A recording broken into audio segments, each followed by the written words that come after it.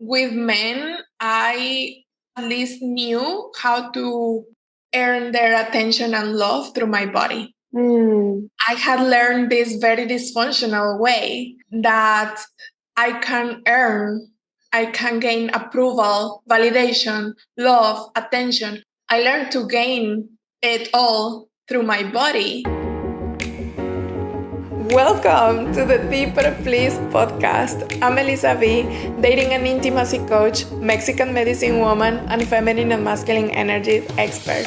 I personally believe that we humans get to self-actualize through the path of opening our hearts. So this podcast has been designed for you to peel back the layers and discover who you get to be as an open-hearted human in this lifetime. I will be sharing with you heart-expanding and mind-bending tools and concepts for you to create deeper and more fulfilling conscious relationships with yourself and with the world around you. So with that said, open your heart, turn the volume up, and let's go deeper. Welcome to another episode of the Deeper Please podcast. Today, I am so delighted to introduce you to my gorgeous, lovely bestie, Zoe. Oh my gosh, I'm so excited to have her here in this episode to interview me, to share my story. So just a quick backstory about Zoe. Zoe and I met about a year ago. Through my ex-partner, thanks to him. We became besties from the very beginning. And when it came to the moment to share my story in this podcast, I wanted to be interviewed by someone who I trust and who knows me well and who can keep me grounded and focused on this conversation, because we are going to share the raw truth, the unfiltered truth about what shaped me, about how I became the woman that I am now, how I got into this work. And yeah, I'm so excited. Babe, thank you so much for saying yes to this. Yeah, no, I feel really honored that you've reached out to me to help you through this conversation.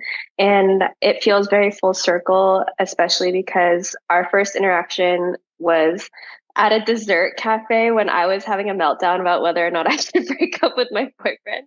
I think it's really special now to be able to help you speak about and navigate this conversation around your own relationships, not only with yourself, but with other people in your life. I'm so excited. Okay. So what you can expect from this conversation is the unfiltered truth about my story. And the main intention is to give you insights and hopefully inspire you that no matter where you come from and no matter what you've been through, you can always live a life that you dream of. You can become an embodied woman. You can connect to your heart. You can heal. And you are here to have an amazing life. So just a little disclaimer. In this conversation, we will talk about sexual abuse and sex work and some other triggering topics. So for everyone that is listening, I want you to feel safe. I want you to gain insights from this conversation. And also, I want you to prioritize feeling safe. So if at any moment during the conversation you feel like you need to take a break, you need to skip over, that's totally okay, or even stop altogether. Do whatever you need to do to take care of yourself. I fully trust that you will do that for yourself. With that said, let's begin. Love it. Beautiful. All right. So to dive in, I think it's really important for us to start from the start of your life and kind of tap into the influences that shaped you to where you are today. AKA my favorite question. So who hurt you? Just kidding. No, explain to us what it was like growing up and how that's shifted over the years. Okay. So I grew up in Monterrey, which is northeast of Mexico, in a very lower middle class family. I'm the eldest of 3 siblings. So the first 7 or 8 years of my life, I was a very happy child. When I say my story to my friends, I often joke because the first 7 years of my life, I was a happy child. That's why I didn't turn out too bad. I grew up seeing my family, my parents really affectionate with each other, very happy. And I swore as a child that I had the most beautiful family in the world. It was very peaceful, very beautiful. So I grew up also with a younger brother that is only 2 years younger than me. So I had this beautiful connection with him growing up, as children, fighting and doing what siblings do. How would you say that this experience you had up until age 7 affected the way that you navigate relationships or just what you've been modeled so far? Okay, so I think that's really important. The fact that my early childhood was so happy and I saw my parents being very in love with each other. Later in life, I learned that my mom was suffering behind the scenes, but I didn't know. I had no clue. So I saw this happy family, and that really shaped. I'm a very affectionate person. I'm a very warm person. I'm very touchy. You know this. I'm very like physical touch is my first love language, and no wonder why, because my parents were super physical with each other. They would show affection in front of anyone. I remember family gatherings where they would be super affectionate with each other. I remember, my mom's birthdays, me being a child, and then family coming home and big parties and all these kind of things. So that really was a beautiful model for me to be so affectionate now. They say that if you are going to blame your parents for the bad things in you, you should also blame them for the good things, right? And that's something that they did good. That's something that they did well. That they did a pretty bad job at parenting. That's another thing, but that's something that I got modeled so well, the affection, and I'm grateful for that. Now I'm not afraid of being affectionate with the people that I love, and that has really helped me now in my relationships, even if I had to navigate waves, which we will get into. Definitely. I resonate with that a lot in the opposite sense, where you and I have talked about how physical touch is something that I had to get really accustomed to. So it's beautiful that you were able to take note of these highlights of your childhood experience and now carry that into your adulthood. All right. So now let's talk about the turning point, like from 7 up until your teenage years. What happened? So my father is a very traumatized person. My father is a mentally ill person, right? But he had held it together pretty well up until this point. So when I turned 8, this is where the trigger warning comes in, right? He always cultivated this close relationship to me, and I don't doubt he loved me. He always presented himself very loving and he was always very loving. But when I turned 8, he started to create this relationship where he was saying that daughters and fathers have this secret relationship that nobody should know about, and that this is something totally normal, but this is what daughters and dads do. And he started sexually abusing me. He started molesting me. And as a child, my father was my hero. He was my hero. And I just wanted to be the good girl. I just wanted it to be good enough for him. And I would believe anything. Obviously, I was a child. I would believe anything that he said to me. So I agreed with that to please him, to make him happy. Did you feel like there was something strange about this dynamic, even though you were so eager to please in this way? Intuitively, as a child, you pick up the fact that you cannot say anything about this, it's like it feels weird. And yeah, it was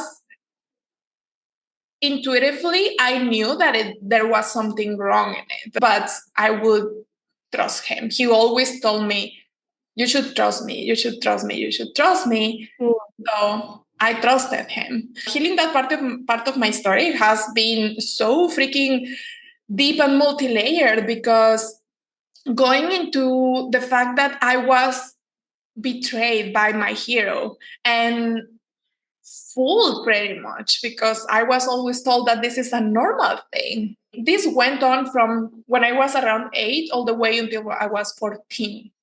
So all those years, obviously I started growing and growing up, and I realized that it wasn't right. By the time probably I was 11 or 10, I knew it wasn't right, especially because it was such a hidden thing that you shouldn't tell anyone. And that's when I started developing this survival mode in my nervous system. I was afraid that my mom would find out and something wrong was going to happen in the family, and I would blame myself. I was thinking that it would be my fault if anything happened. So imagine a little child that is always on edge about, like, I was covering my dad's naughtiness. My dad, from that point, the roles were reversed. I was covering him. I was taking care of him. And I was taking, in my little young mind, at that point, I was taking care, trying to keep the homeostasis in the family. The Right? harmony. Yeah, that's when I started developing this survival state in my nervous system, because I was scared of being found out and something happening. And it also sounds like your first experience, like sexual experience or sexual relationship, is layered with like shame and confusion, and also this weird relationship to authority, and also like the only masculine figure in your life at this point, aside from your brother. How would you say, do you think that this affected the relationship that you had with masculine figures moving forward? Absolutely. With this imprint in my early years of being betrayed, at that moment I didn't know, right, what everything was happening. I just, going in my teenage years, as a teenager, I remember very little things. That's when I went full into freeze mode. I had my first boyfriend at 12, almost 13, very young, but I was already like so sexually awake, right? I was so open, and I developed physically, I developed very early. I had my first period at 11 years old, and I had boobs by the time I was 12. Nobody believed I was 12. Everyone thought I was already 15 or 16. So when I started this first boyfriend relationship, he became now like my safe space. And I didn't want this other thing that was happening with my father to keep going, because I was in love with this. This was my first love. And he became my safe space. And then my parents divorced. My father had gone really deep into his addiction by this point. And to answer your question, how that impacted my relationship with the masculine. So yeah, the story that was written there in my nervous system was, you cannot trust the masculine. Your hero, the man that you love the most, and the only man that is supposed to love you, has betrayed you this way. And then seeing him going in deep into his addiction and becoming crazier and crazier and abandoning us, and seeing all the violence at home, I was like, oh wow, like how can someone that loved us so much turn this way? At that time I didn't understand.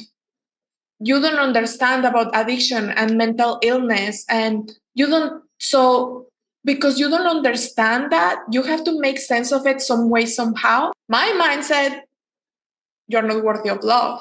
You're not deserving of love. The only the only man that is supposed to love you has betrayed you. So it must mean that you're not worthy, that you're not lovable.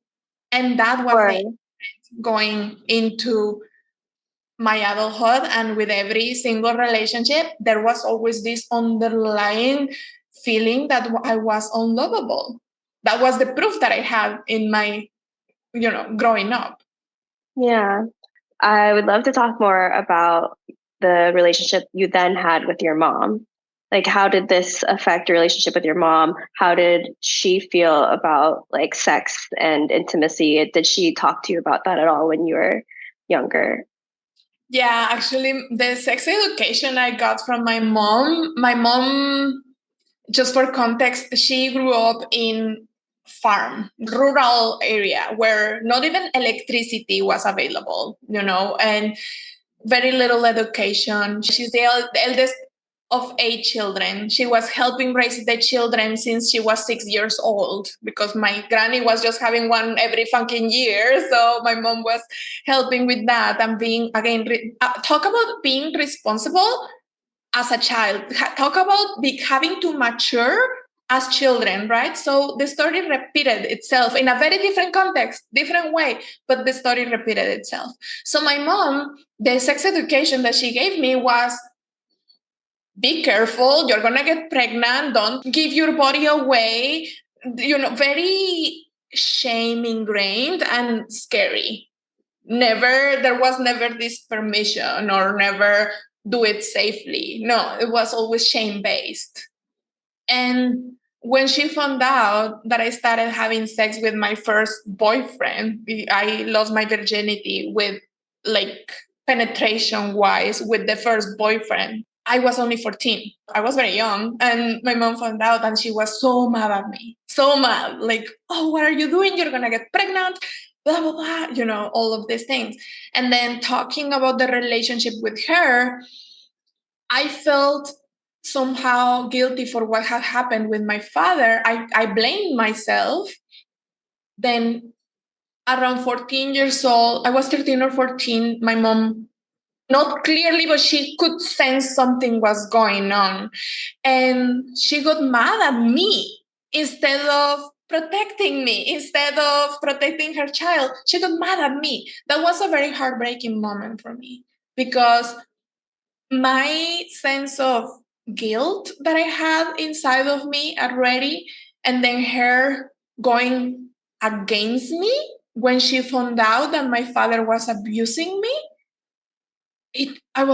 then she proved me right. She made me feel all this shame that it was my fault for agreeing with my father. And that is crazy. And that was something that I had to go through so much healing, obviously, right? Because here's what I want to say for those of you who are listening, and if you have gone through any kind of situation like this, which I know is way more common than we would like. I've heard so many stories where one parent is abusing and then the other one finds out and they go into this crazy reaction. Or either it's denial. I've heard so many stories where the mom finds out and they say, no, it's not true, you're lying, or something like that. And something that I realized in this situation is that it's so painful for the other parent to find out that they go into this reaction that doesn't make sense because they cannot deal with the discomfort and the guilt that they haven't done the job of taking care of the child well. So they go into this crazy freaking reaction that doesn't make sense at all. So she blamed me, she went against me. That was very painful for me. And do you think that this affected the relationship that you have with other women and your femininity in general? Absolutely. Once I had to go through my whole story in my psyche, inside of me, in my body, and what had been written in my system, I realized, all these beliefs that I had, men are untrustworthy. The masculine is untrustworthy, they betray. Then the feminine will not protect you either. So there was, of course, this separation. But at the time, I couldn't even make sense of it. And I just felt guilty and I thought it was all my fault. No wonder growing up, I had a very weird relationship with women. Most of my friends were men. Healing that relationship with the feminine within myself and with other women has been a whole journey in itself as well. And coming back to the truth that I can be, the feminine is me and I am the feminine, and coming back into that healing and union again, right? And embodiment of the feminine, but it did definitely affect it did affect my relationship to women. I couldn't trust them. So you've had this situation now, though, where like you've been betrayed by a dude, and then you also, in some ways, have been betrayed by a woman as well because she didn't come to take care of you after everything that had happened. So what do you think it was that made you feel more comfortable in these male friendships versus the female ones? That's an interesting question. Maybe because with men, I at least knew how to earn their attention and love through my body. Mm. I had learned this very dysfunctional way that I can earn, I can gain approval, validation, love, attention, which is what we all want. I learned to gain it all through my body because I was pretty, because I was cool, because if I agree and give them what they want, which is my body and my attention, I will be fine. And I cannot do that with women. I didn't have the evidence that I could do that.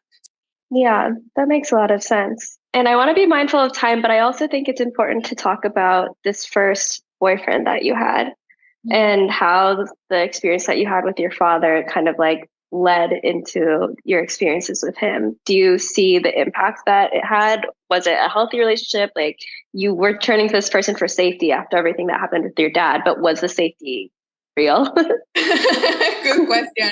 Actually, it was a very beautiful relationship. I was very lucky to have a beautiful first time making love with him. When I was 14, he was 16. The first time for both of us. It was very beautiful. We both had no clue what we were doing, but we were there, and I was very in love. It was my first love. We were together for 4 years.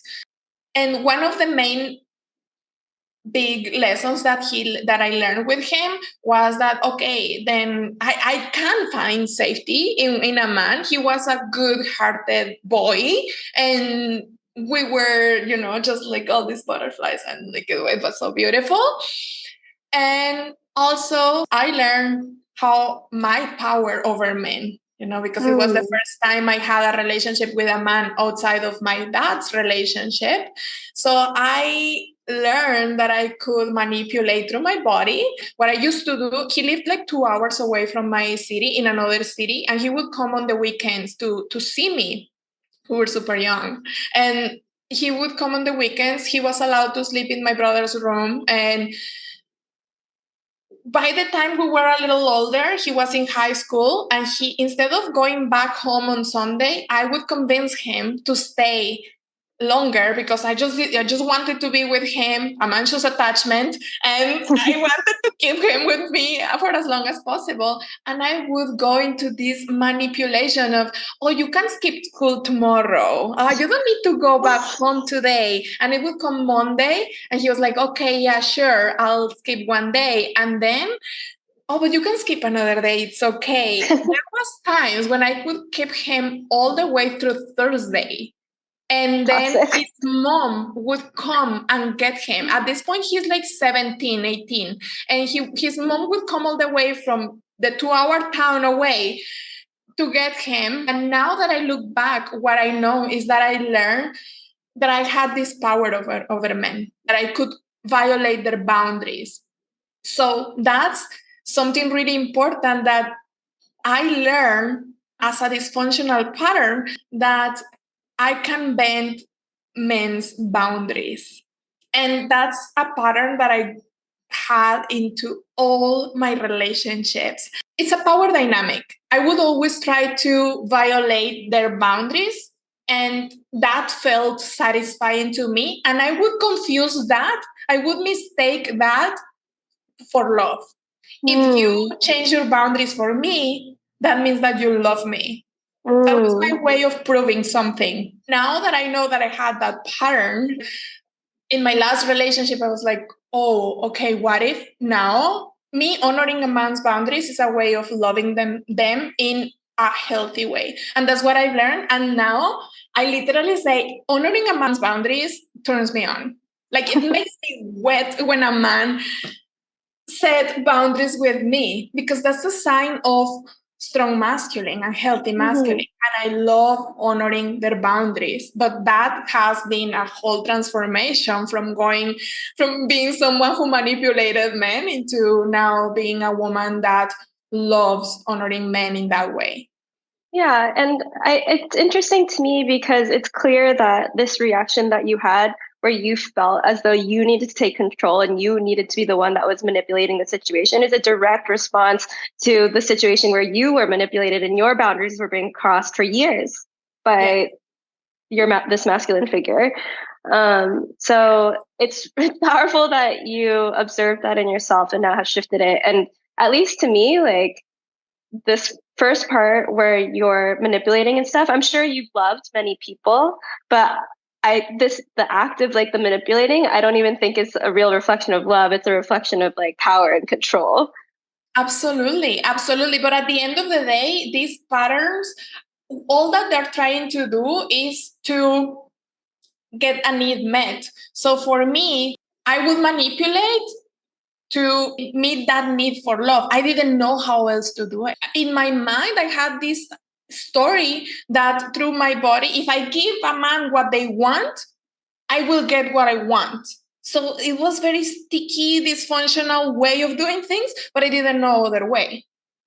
So my work in this has been learning to relate to the masculine in a healthy way, learning that you don't have to manipulate, that you also get to be loved. A big part about this work has been coming back to the knowing that I'm lovable, that I don't need to manipulate, that I don't need to give my body away, that I don't need to give my sexuality away in order to be loved, that men can actually love me for who I am. And that's the beauty of this work. That's the beauty of how, with that imprint that I got written as a young child, to going into my teens and being in total freeze mode, and then going into my 20s into all these relationships where I was the one always in hard control with men, from manipulating, leading them, telling them what to do. That was a complete trauma response.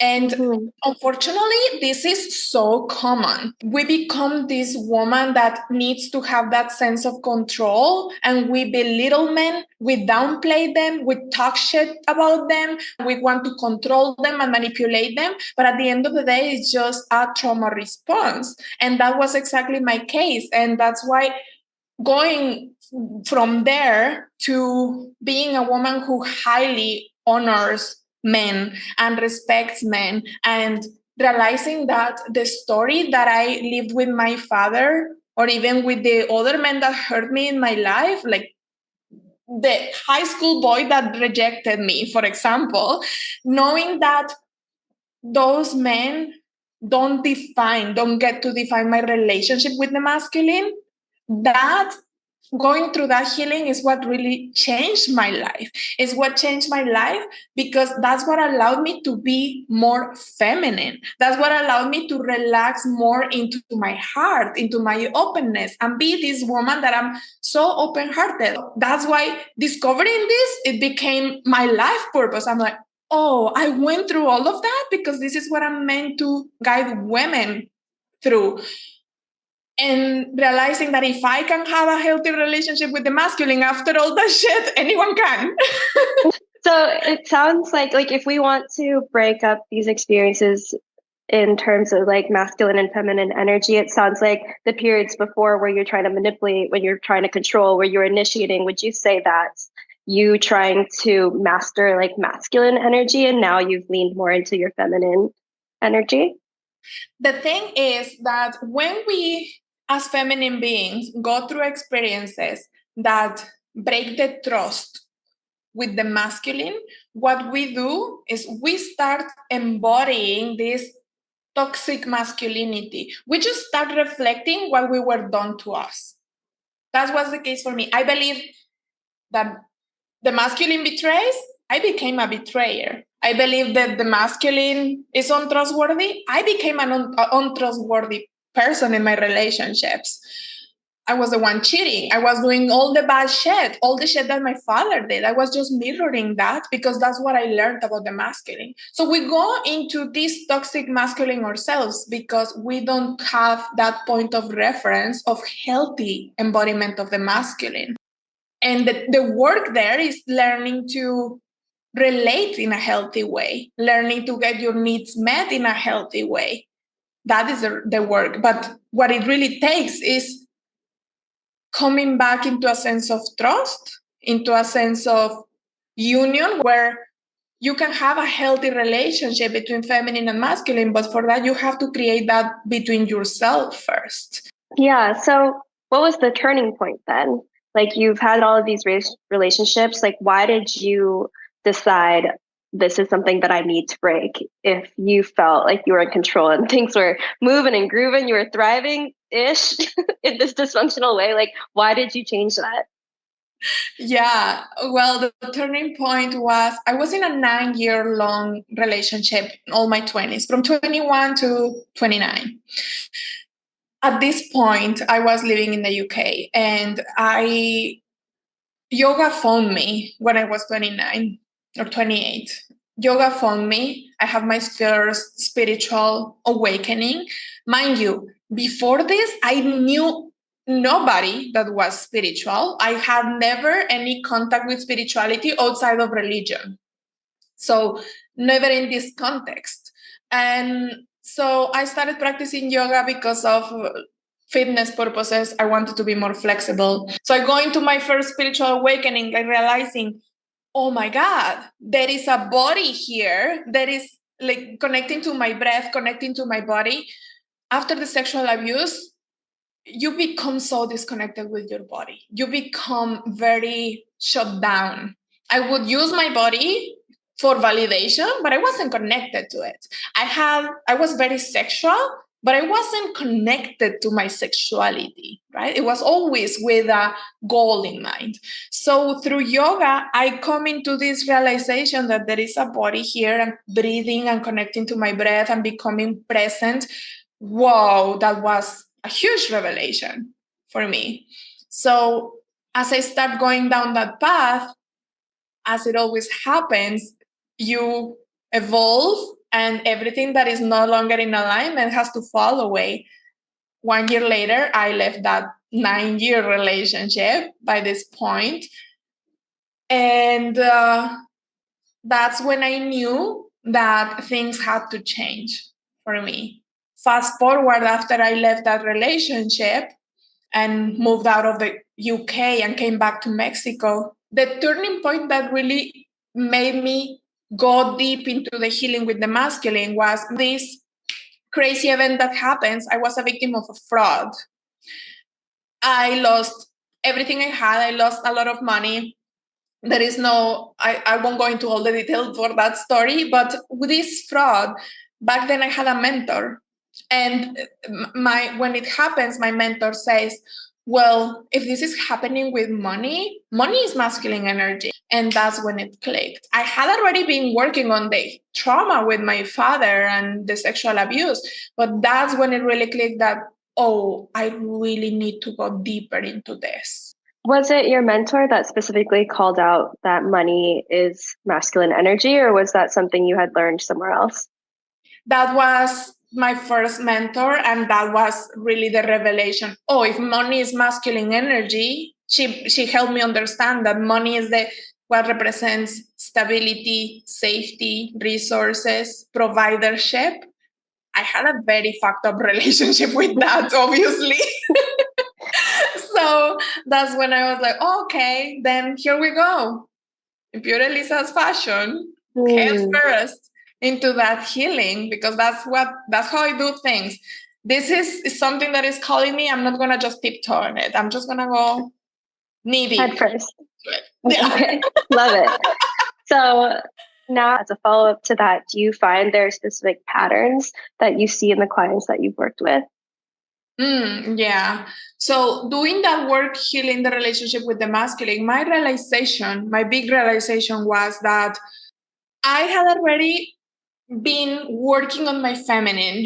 Typically we find these concepts of feminine and masculine energy, and we're like, yes, I want to be more feminine. It sounds amazing being surrendered and relaxed and flowy. Of course I want that, and this is something that I hear a lot from women to come to me. I want to be more feminine, I want to be more relaxed. So that's what happened to me, and I've been working on my feminine, and I was trying to surrender and dancing more and doing like the cliche practices of feminine energy, just like dance more and move more and self-pleasure more and that kind of thing. I was really already working on healing my feminine energy, but I was so hyper focused on feminine energy that I forgot that there was a masculine energy also to work on.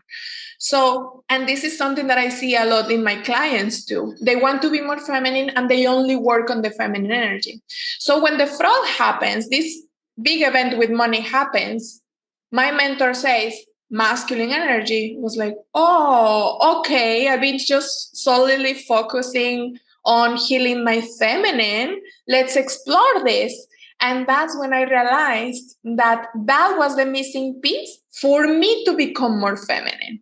I could not surrender for the life of me, even if I was doing all these feminine practices, because my relationship with the masculine was still very broken. It was very fractured. You can do all the feminine practices that you want. Be my guest. Like, that's amazing. Nothing wrong with that. But if you want to be really, really in your feminine, you need to heal your relationship with the masculine. That's kind of an unpopular opinion, but for the feminine to relax, she has to have that healthy relationship to everything that has to do with the masculine, which is providership, structure, safety, because the safety is what allows the feminine to relax. If you were to summarize the biggest lesson or just the main thing that you want someone to take away from this first part of our conversation, what would that be in 1 or 2 sentences? First, that no matter what you've been through, you can always heal and you can always have the relationship to yourself and to the world around you that you dream of. You don't have to go through life in survival, in mistrust, and trying to have control over everything.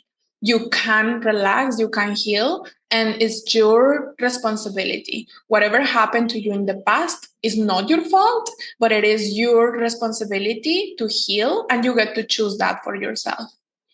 The second thing is that if you want to embody feminine energy at a deeper level, address it from both healing your feminine and your masculine. That is crucial. Don't forget the masculine side of it. Otherwise, you will find yourself in that kind of imbalance that I went through and that I also observed in so many of my clients. How do you feel after having this conversation? I feel liberated. I feel that it has a purpose. I feel excited for whoever gets to listen to this and really hopeful that they get inspired by this. I love that. Well, I'm really excited, and thank you again for letting me help you with this. Thank you, everyone. See you in part 2. Thank you for tuning in to another episode of the Deeper Please podcast. Don't forget to check the show notes for ways to go even deeper. Remember to share this episode with someone you love. And if you feel like sharing with me how this podcast is impacting your life and relationships, feel free to slide into my inbox at I am Eliza V on Instagram. Stay open, stay wild, and see you next time.